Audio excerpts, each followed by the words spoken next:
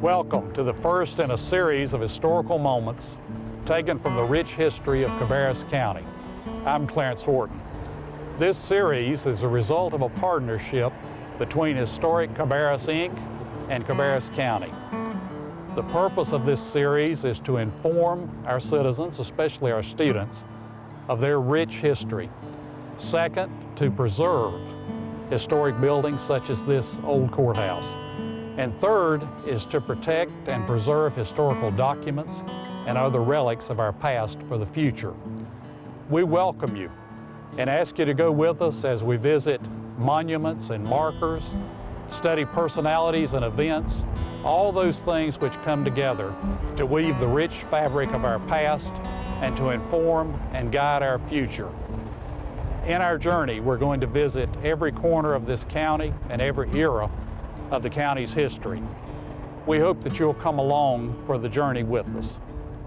Wearied by years of war, famine, and religious intolerance, settlers from all the nations of Western Europe streamed into the broad lands of the New World during the closing years of the 17th and the early years of the 18th century. Large groups of staunch Presbyterians from the Ulster region of Northern Ireland and German-speaking settlers of the Lutheran and Reformed beliefs settled in the rich lands of colonial Pennsylvania and Maryland. By the third decade of the 18th century, pressures for cheaper farmland and more religious elbow room drove descendants of those pioneer settlers southward down the Great Wagon Road, through the valley of the Shenandoah, and into the Carolina Piedmont. Many of them were attracted to the rolling lands between the Catawba and Yadkin rivers, a land of swift streams, hardwood forest, and broad prairies ready for the plow. Those first settlers were citizens of Bladen County until Anson County was formed in 1750, then Mecklenburg County in 1762. In 1792, the descendants of those pioneers and patriots persuaded a reluctant state legislature to form a new county to be called Cabarrus from the northeastern portion of Old Mecklenburg. Local disagreement over the location of the courthouse and the jail delayed the purchase of land for a county seat until 1796, when three commissioners, John Means, James Scott, and Leonard Barbic, purchased 26 acres of land on a ridge overlooking 3 Mile Branch.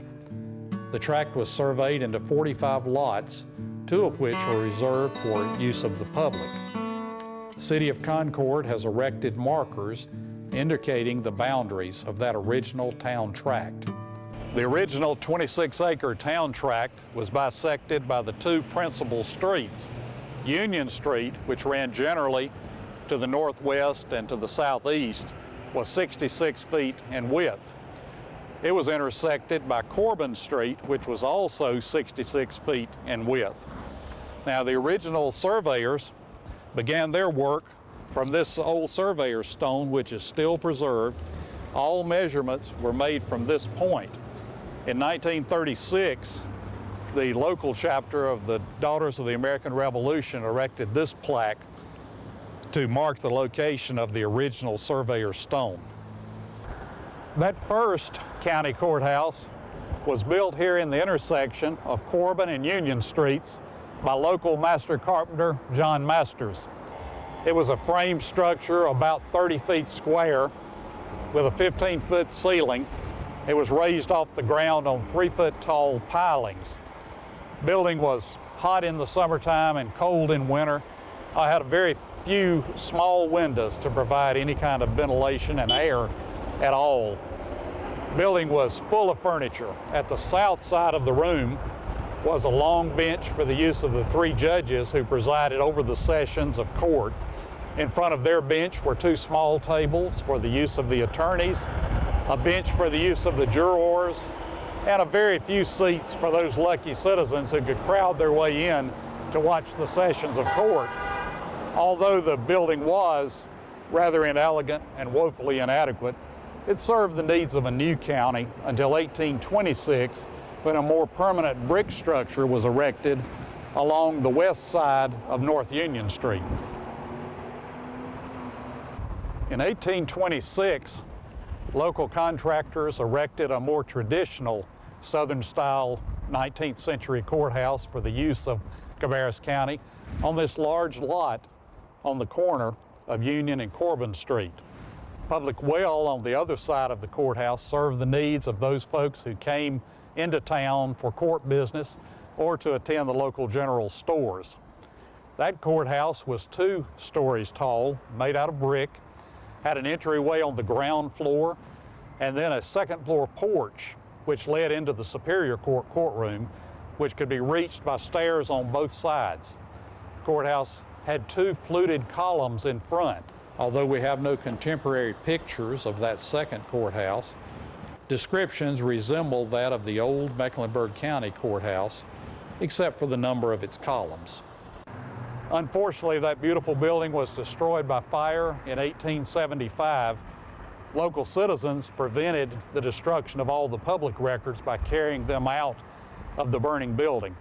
Unfortunately, that building was lost to us. The only thing which remained were the 2 granite bases for the columns, which are still located to the rear of the historic Cabarrus County Courthouse. That courthouse was begun in 1875, immediately after the destruction of the second courthouse, and completed in 1876. For more than a century, it served the needs of the people of Cabarrus County. The beautiful historic Cabarrus County Courthouse was designed by Charlotte architect G.S.H. Applegate and completed in 1876.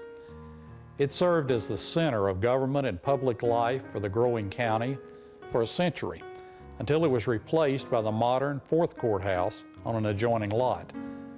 Citizens came to the historic building to register land transactions, obtain marriage licenses, and probate their wills. Superior Court juries decided matters of life and death in the Superior Court courtroom.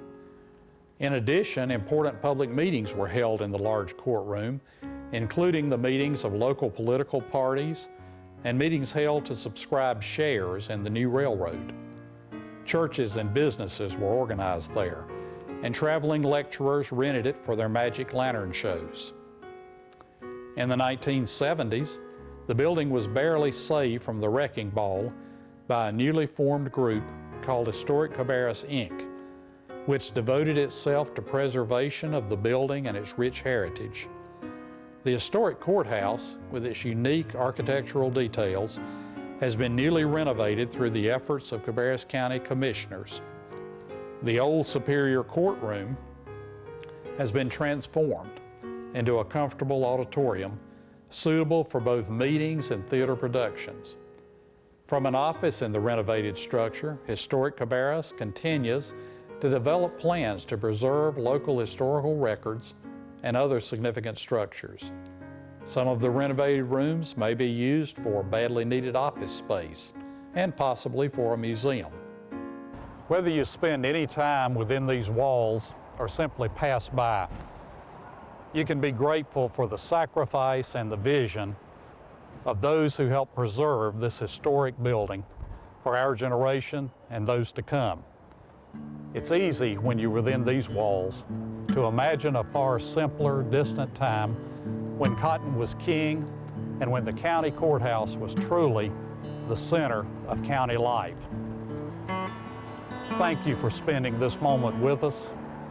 We want you to join with us in the journey throughout our county history